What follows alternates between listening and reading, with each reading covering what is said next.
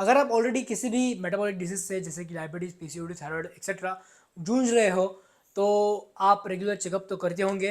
अगर आप health aware हो और साल में एक बार करना चाहिए, फिर कंपनी पॉलिसी हो तो एक बार आप ब्लड रिपोर्ट निकालते हो and suddenly one day you find कि आपके यूरिन में क्रिएटिन ज़्यादा दिख रहा है। अरे ये कौन बंदा है, you just Google it out. और उसके बाद हमें पता नहीं है इसलिए हम ज़्यादा डरते हैं, और इसके लिए क्या करना चाहिए, अभी मैं कैसा हूँ, अंदर क्या चालू है, and lot of queries. Let us understand and simplified कि किस केस में, इस केस में अगर यूरिन का क्रिएटिन बढ़ता है तो डरना नहीं चाहिए, और किस केस में डरना चाहिए, है ना। अगेन सोल्यूशन से तो डरना एनीवेज नहीं चाहिए, बट फर्स्ट अंडरस्टैंड कि ये बनता कैसे है, ये बॉडी में आता कहाँ से है, ठीक है। तो फर्स्ट थिंग, बॉडी में जो हम शॉर्ट टर्म के लिए काम करते हैं, एक्सप्लोसिवली उसको हम काम करते हैं, जैसे कि अगर शेयर पीछे आ गया तो we have to come out of the situation. अगर कुछ गाड़ी वाड़ी बॉडी मतलब रास्ते के ऊपर हाईवे पर गाड़ी हमारी फिसल गई तो फटक से हाईवे से बाहर आना है, तो इस फॉर फ्रैक्शन ऑफ सेकेंड के ड्यूरेशन के लिए हमें ज़्यादा एनर्जी की जरूरत पड़ती है, क्विक सडन एनर्जी की जरूरत पड़ती है। और तब उसके लिए अलग से एनर्जी स्टोरेज जो हर एक मसल्स में ऑलरेडी फीड स्टोर रहते हैं, जो बॉडी खुद बनाती है, उसका नाम है ATP, adenosine try phosphate. 3 phosphate के मॉलिक्यूल्स, उसका एक बॉन्ड, ये एज ए एनर्जी, वो जो शॉर्ट टर्म वाली एनर्जी है उसके लिए काम करते हैं, है ना। उसका अनुभव हम कैसे कर सकते हैं, अगर आप स्प्रिंट करते हो, है ना, फटाफट दौड़ना, for first 5-10 seconds we feel like Usain Bolt, आज तो मैं सब रिकॉर्ड ब्रेक करूंगा, and after that 10 seconds we suddenly feel so low, अरे यार इसके हमें मैं कैसे भागूं, एंड देन वी स्टॉप। तो ये जो पहले 10 सेकेंड वाली एनर्जी है वो यही है एटीपी वाली एनर्जी, ठीक है। तो ये ऑलरेडी बॉडी में स्टोर रहती है और it helps to function, quick function to our body, it gives explosive energy, है ना। अभी ये ट्राई फॉस्फेट है, जब भी इसका काम आफ्टर 5-10 सेकेंड्स उसका जो काम हो जाता है तो उसके बाद उसमें से एक फॉस्फेट का मॉलिक्यूल बाहर जाता है in a waste, and it gives 7.3 calories, around इतनी कैलोरीज देती है to come out of that situation. Clear. अभी ये 3 में से एक गया, अभी 2 फॉस्फेट बाकी हो गए, अभी इसको वापस रिचार्ज कौन करेगा, है ना। तो रिचार्ज करने का काम करता है क्रिएटिन फॉस्फेट उर्फ सीपी। ये भी एटीपी की तरह सेल्स में, हमारे मसल्स में स्टोर रहता है ऑलरेडी, बॉडी ये खुद बनाती है, ठीक है। तो उसमें से ये सीपी का जो बॉन्ड है उसमें से जो पी है वो पी जाके वापस यहाँ पे कनेक्ट होता है, and it gets restored as again adenosine triphosphate ATP for our next reserve. और ये जो सी है, ये सी और कुछ नहीं बल्कि creatinine, okay, which is a waste product of this whole function, जो यूरिन की मदद से बाहर जाता है। So this is the function anatomy of ATP and creatine phosphate etc. अभी प्रॉब्लम है कि यूरिन में क्यों दिख रहा है, ज़्यादा क्यों दिख रहा है। अभी उसके कुछ कारण है।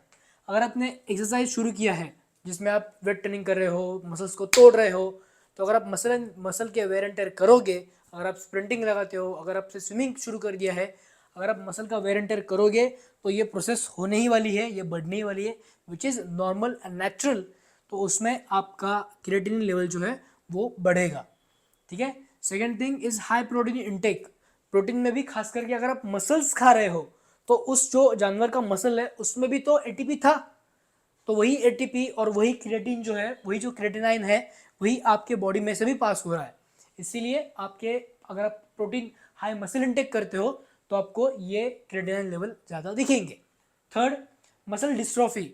अगर ऐसे कुछ डिसीज़ होते हैं जहाँ पे सडनली आपका मसल्स डिस्ट्रॉय होना शुरू होता है ऑटोमेटिकली क्योंकि वो डिसीज़ है, या फिर आप अगर बुखार हो गया है या फिर ऐसे कुछ डिसीज़ टेम्परेरी बेसिस पे हो गया है, तो उस केस में भी बॉडी मसल्स का इस्तेमाल करती है फॉर द रिकवरी, और उस केस में आपका फॉर दैट शॉर्ट टर्म आपका क्रिएटिनाइन बॉडी में ज़्यादा दिखता है, यूरिन में ज़्यादा दिखता है। Next is ageing.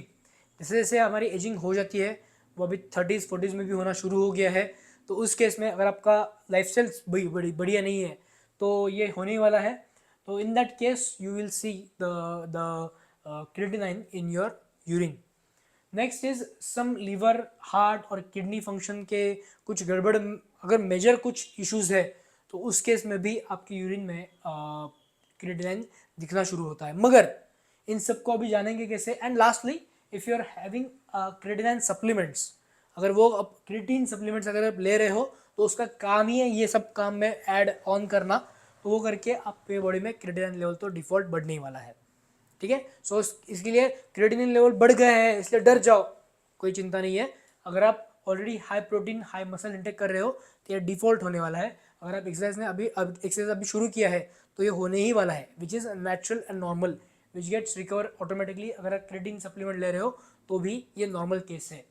ठीक है, अभी इन 3 केस में क्या और आपको आप खुद को बचा सकते हो, कैसे आप इसको और इम्प्रूव कर सकते हो? By drinking lot of water. ठीक है, बस किडनी को सपोर्ट चाहिए to throw it out smoothly, उसके लिए उसको पानी बहुत सारा चाहिए। Drink 1 more liter of water after every creatinine का dose and you will have no problem out of this. In case of muscle dystrophy aging, for aging purpose खास करके start exercising which will give raise to more creatinine level in your urine, but that is for temporary level। अगर आप एक अच्छा खासा lifestyle build करते हो, workout वाला लाइफस्टाइल बिल्ड करते हो, तो धीरे धीरे जाके ये प्रॉब्लम रिजॉल्व होगा। For that you must have good enough protein intake and exercise as well as good rest and right lifestyle. ठीक है, मसल डिस्ट्रॉफी है और अगर कुछ लिवर हार्ट किडनी के डिसीज ऑलरेडी चालू है तो उसको इसमें कंसल्ट विद योर डॉक्टर।